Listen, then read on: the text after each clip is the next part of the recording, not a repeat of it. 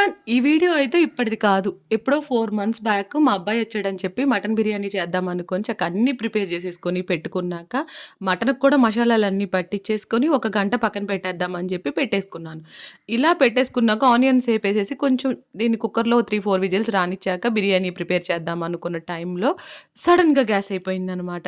ఇంకప్పుడు తిప్పలు మామూలుగా కాదనమాట. ఆ పొయ్యి తీసేసి నేను జనరల్‌గా వీడియోస్ కోసం అని జెప్పి పొట్టు పొయ్యి తెచ్చుకుంటే, ఆ పొట్టు పొయ్యి అంటించి, ఆ గ్యాస్ దగ్గర పెట్టుకొని, అసలు ఆ మటన్ బిర్యానీ చేయటానికి పడిన తిప్పలు మళ్ళీ అంతా ఇంతా కాదు.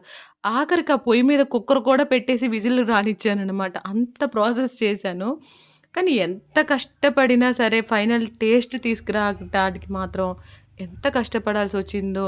కానీ అంత కష్టపడినందుకు టేస్ట్ అయితే నిజంగా చాలా చాలా బావుంది. సో, మా అబ్బాయి కూడా చాలా చాలా హ్యాపీగా ఫీల్ అయిపోయాడు.